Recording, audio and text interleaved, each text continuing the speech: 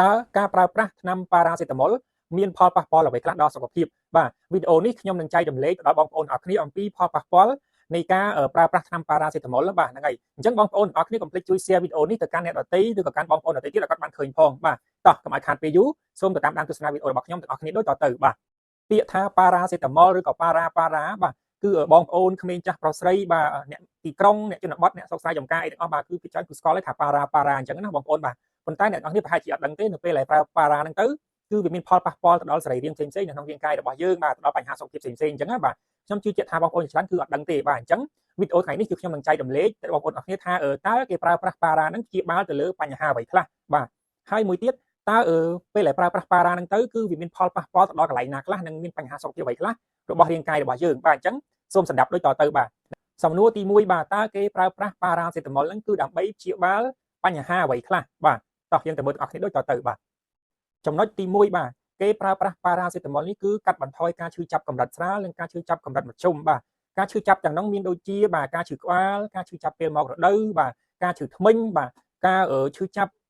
ឈឺសន្លាក់ចង្កេះឈឺសន្លាក់ដៃជើងអីអញ្ចឹងណាបងប្អូនបាទអញ្ចឹងគឺការឈឺចាប់ទាំងអស់ហ្នឹងគឺអាចព្យាបាលដោយប៉ារ៉ាបានបាទចំណុចទី2បាទចំណុចទី2នេះគឺគេប្រើប្រាស់ប៉ារ៉ានេះគឺសម្រាប់ជំងឺផ្ដាសាយឬក៏គ្រុនផ្ដាសាយបាទឬក៏ការឈឺចាប់ផ្សេងៗនៅផ្នែកណាមួយនៃរាងកាយរបស់យើងដែរបាទអញ្ចឹងគឺបញ្ជាក់ឲ្យគឺកាត់បន្ថយការឈឺចាប់ហើយនឹងបាទព្យាបាលផ្ដាសាយគ្រុនផ្ដាសាយដែរបាទហ្នឹងជាចំណុចទី2បាទតោះឥឡូវយើងចូលដល់ចំណុចទី3បាទចំណុចទី3នេះគឺគេប្រើប្រាស់ប៉ារ៉ាគឺសម្រាប់បញ្ចុះកម្ដៅបាទឬក៏សម្រាប់បន្ថយកម្ដៅនៅពេលដែលអ្នកក្ដៅខ្លួនឬក៏អ្នកគ្រុនក្ដៅអីអញ្ចឹងបាទហ្នឹងក៏គេអាចប្រើប៉ារ៉ាបានដែរបាទអញ្ចឹងតួនាទីរបស់ប៉ារ៉ាគឺមានតែប៉ុណ្្នឹងទេបាទដែលយើងញឹកញាប់ដែលយើងប្រើប្រាស់ញឹកញាប់ដែលយើងជួបញឹកញាប់បាទគឺគេប្រើសម្រាប់តួនាទីតែប៉ុណ្្នឹងទេបាទចូលដល់សំណួរទី2តើប៉ារ៉ាសេតាមុលមានឈ្មោះដើមថាជាអ្វីបាទពាក្យថាប៉ារ៉ានេះគឺបងប្អូនស្គាល់ច្បាស់ហើយបាទដូចខ្ញុំនិយាយពីខាងដើមអញ្ចឹងបាទប៉ុន្តែបងប្អូនទាំងអស់គ្នាអត់ស្គាល់ថាប៉ារ៉ាហ្នឹងវាមានឈ្មោះដើមប្រភពដើមរបស់វាហ្នឹងឈ្មោះអ្វីទេបាទអញ្ចឹងវីដេអូនេះខ្ញុំនឹងបង្ហាញបងប្អូនអំពីឈ្មោះដើមរបស់ប៉ារ៉ាបាទប៉ារ៉ាសេតាមុលគឺមានឈ្មោះដើមរបស់វាគឺអាសេតាមីណូហ្វែនបាទនេះគឺជាឈ្មោះដំបូងរបស់ប៉ារ៉ាបាទហើយចំណែកឯពាក្យថាឈ្មោះថាប៉ារ៉ាសេតាមុលបាទប៉ាណាដុលតេលេណុលបាទឬក៏ដូលីប្រានឬក៏មានស្អីផ្សេងៗទៀតអញ្ចឹងទៅបាទឈ្មោះទាំងអស់ហ្នឹងដែលបងប្អូនបានឃើញគេលក់នៅទីផ្សារហ្នឹងបាទគឺជាឈ្មោះដែលគេដាក់ក្រៅដើម្បីសម្រាប់លក់នៅលើទីផ្សារទេបាទហ្នឹងអញ្ចឹងប៉ារ៉ាហ្នឹងគឺមានឈ្មោះវាគឺអាសេតាមីណូហ្វែនបាទចូលដល់សំណួរទី3បាទតើប៉ារ៉ាសេតាមុលមានប៉ុន្មានប្រភេទអ្វីខ្លះបាទប៉ារ៉ាសេតាមុលគឺមានចំនួន8ប្រភេទបាទដែលគេប្រើជាទូទៅគឺមាន8ប្រភេទទេបងប្អូនបាទអញ្ចឹងខ្ញុំនឹងបង្ហាញបងប្អូនពីប្រភេទទី1ដល់ប្រភេទទី8ទាំងអស់គ្នាដូចតទៅបាទប្រភេទទី1បាទប៉ារ៉ាសេតាមុលស្រាតបាទរាងក្របរង្វង់មូលដូចថាសបាទនេះគឺជាប៉ារ៉ាអញ្ចេះបងប្អូនបាទនេះគឺជាប៉ារ៉ាហ្នឹងប្រភេទទី1ហើយក៏បងប្អូនប្រើញឹកញាប់ដែរបងប្អូនមកប៉ារ៉ានេះបាទហ្នឹងហើយអញ្ចឹងនៅស្រុកខ្មែរគឺគេប្រើច្រើនណាបងប្អូនប៉ារ៉ាអញ្ចឹងណាបាទហ្នឹងហើយហ្នឹងគឺជាប្រភេទទី1បាទប្រភេទទី2បាទប្រភេទទី2ហ្នឹងគឺប៉ារ៉ាក្របវែងបាទមានសម្បកពីក្រៅបាទសម្បកអលីដូចជាសម្បកអាម៉ុកស៊ីលីនអញ្ចឹងបងប្អូនបាទអញ្ចឹងប៉ារ៉ាប្រភេទហ្នឹងក៏មានដែរបាទក្របទៅវែងគាត់ថាស្រុកខ្មែរយើងគឺអត់សូវប្រើពួកអាហ្នឹងទេបាទប្រភេទទី3បាទប៉ារ៉ាសេតាមុលស្រាតគ្មានសម្បកព័ទ្ធជុំវិញដូចអាម៉ុកស៊ីលីនទេបាទរៀងត្រវែងបាទរៀងត្រវែងអញ្ចឹងទៅអាខ្លះទៀតក៏មានរៀងពីកណាត់បាទមានថាមានកន្លែងកណ្ដាលមួយទៀតគឺអាចឲ្យយើងកាច់បានអញ្ចឹងបាទហ្នឹងហើយចាស់ខ្លះអត់មានទេគឺត្រវែងតែម្ដងបាទហ្នឹងហើយអញ្ចឹងអាហ្នឹងគឺជារូបរាងទី3របស់ប៉ារ៉ាចំណុចទី4បាទចំណុចទី4នេះគឺប៉ារ៉ាសេតាមុលគ្រាប់ដែលគេប្រើសម្រាប់ទំពាបាទប៉ារ៉ាសេតាមុលនេះគឺគេផ្សំឡើងអំពីបាទរសជាតិផ្លែឈើផ្សេងៗក្លិនក្រអូបរបស់ផ្លែឈើផ្សេងៗបាទហើយវាមានរសជាតិផ្អែមតិចៗបាទអញ្ចឹងគឺគេប្រើសម្រាប់ទំពាហើយញ៉ាំបណ្ដោយបាទគឺអត់បាច់ចាំលេបអីដូចយើងប្រ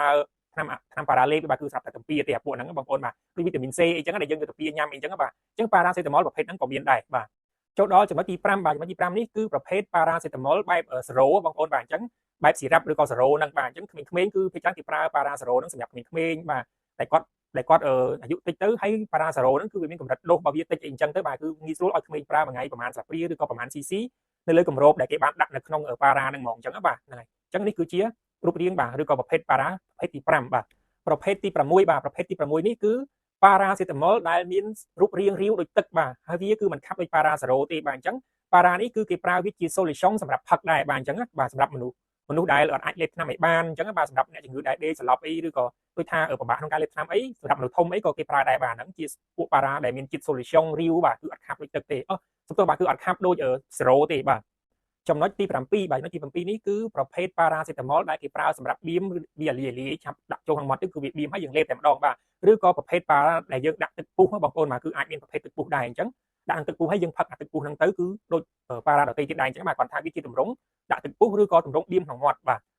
ចំណុចទី8បាទចំណុចទី8នេះគឺ paracetamol ដែលគេប្រើសម្រាប់ចាក់បាទជាប្រភេទថ្នាំអំពូលហើយគេចាក់ទៅលើសាច់ដុំរបស់អ្នកជំងឺបាទអញ្ចឹងហ្នឹងជាថ្នាំចុងក្រោយគេគឺថ្នាំចាក់ហើយបាទហើយក៏មានចំណុចមួយទៀតដែរបាទគឺជាថ្នាំបតោងសេរ៉ូមបាទប្រភេទ para ដែលគេដាក់ក្នុងសេរ៉ូមកំប្លោកប៉ុណ្ណឹងទូចៗបាទ10ទូចហ្នឹងគឺគេអាចបញ្យល់សេរ៉ូមចូលទៅក្នុងខ្សែឈាមរបស់អ្នកបានផងដែរបាទហ្នឹងគឺប្រើសម្រាប់អ្នកជំងឺធ្ងន់ធ្ងរឬក៏អ្នកជំងឺដែលនៅក្នុងទីពេទ្យដែលចាំបាច់ត្រូវប្រើ para ហ្នឹងអញ្ចឹងណាបាទចូលដល់សំណួរទី4តើ paracetamol មានលេខប៉ុន្មានខ្លះបាទអញ្ចឹងបងប្អូនទាំងអស់គ្នាធ្លាប់បានដឹងហើយថា para បាទភាគច្រើនគឺយើងប្រើលេខ500បាទភាគច្រើនគឺប្រើលេខ500បើក្មេងៗច្រើនតែកាច់មួយកណាត់ឬក៏កាច់4អញ្ចឹងទៅបាទហ្នឹងតាមវិជ្ជាបញ្ជារបស់ដុកទ័រឲ្យក្មេងៗប្រើបាទអញ្ចឹងគឺមានតាមលំដាប់ដោយបាទអញ្ចឹងវីដេអូនេះខ្ញុំនឹងចែករំលែកសំណួរនេះបាទទៅបងប្អូនទាំងអស់គ្នាថាតើ para ហ្នឹងគឺមានប៉ុន្មានលេខអ្វីខ្លះអញ្ចឹងបាទសូមតាមដានបងប្អូនដូចតទៅបាទចំណុចទី1បាទ paracetamol ដែលមានលេខ80មីលីក្រាមចំណុចទី2 paracetamol ដែលមានលេខ160មីលីក្រាមចំណុចទី3 paracetamol ដែលមានលេខ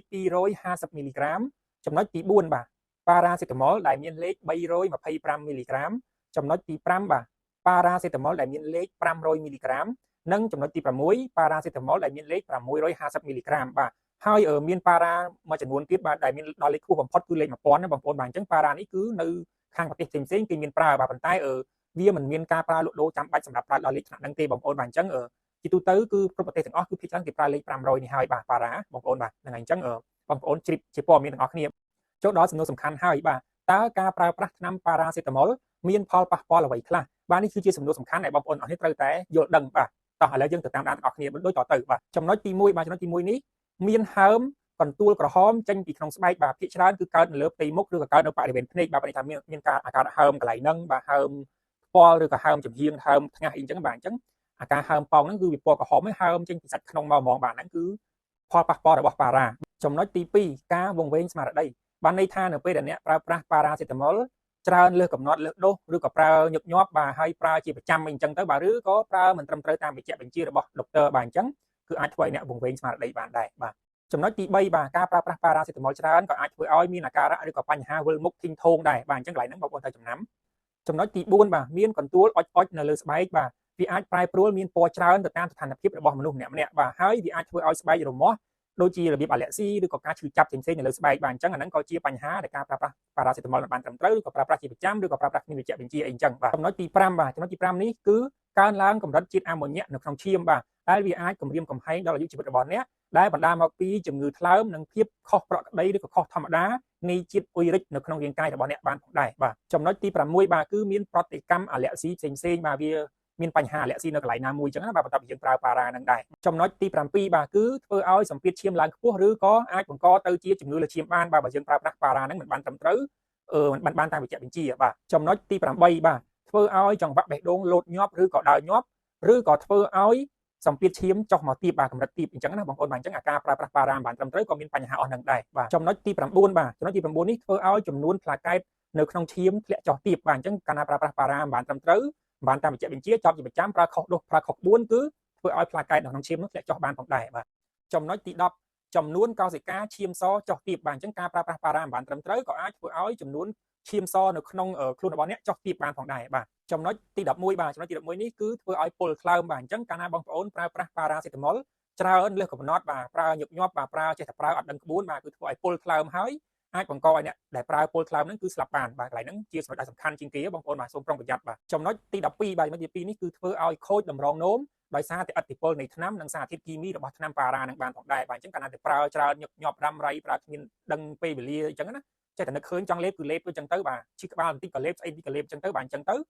ធ្វើឲ្យអាជាតិថ្នាំនិងសារធាតុគីមីរបស់ថ្នាំហ្នឹងគឺវាមានឥទ្ធិពលទៅលើតម្រងនោមដោយសារតម្រងនោមរបស់យើងគឺមានតួនាទីច្រោះសារធាតុគីមីច្រោះថ្នាំច្រោះស្អីផ្សេងៗហ្នឹងចេញមកតាមទឹកនោមអញ្ចឹងទៅបាទអញ្ចឹងកាលណាដែលវាមានបញ្ហាឥទ្ធិពលថ្នាំនឹងប៉ះពាល់តម្រងនោមក៏អាចធ្វើឲ្យខូចតម្រងនោមបានផងដែរបាទចំណុចទី13បាទចំណុចទី13នេះគឺអាចធ្វើឲ្យមានការហូរឈាមនៅក្នុងក្រពះប្រវៀនរបស់អ្នកបានផងដែរបាទចំណុចទី14បាទគឺធ្វើឲ្យមានការហើមកឡើតឬក៏ហើមបំពង់កបាទហើយធ្វើឲ្យអ្នកពិបាកញ៉ាំអាហារពិបាកលេបអាហារពិបាកផឹកទឹកឬក៏ពិបាកក្នុងការនិយាយបញ្ចេញសម្លេងផ្សេងៗបាទចំណុចទី15បាទចំណុចទី15នេះគឺធ្វើឲ្យមុខងាររបស់ថ្លើមថយចុះបាទអញ្ចឹងបានន័យថាថ្លើមវាមានមុខងារធ្វើអីនៅក្នុងរាងកាយវាបែងចែកអីមួយផលិតហូម៉ូនអីអញ្ចឹងអាការប្រើប្រាស់ para ហ្នឹងក៏ធ្វើឲ្យបាត់បង់មុខងាររបស់ថ្លើមហ្នឹងឬក៏ធ្វើឲ្យថ្លើមហ្នឹងថយចុះមុខងារទាំងអស់ហ្នឹងដែរបាទចំណុចទី16បាទចុងក្រោយគេនេះគឺអាចធ្វើឲ្យរលាកសួតរបស់អ្នកជំងឺបានផងដែរបាទអញ្ចឹងកាលណាយើងប្រើ para មិនបានត្រឹមត្រូវក៏អាចធ្វើឲ្យរលាកសួតបានផងដែរបាទ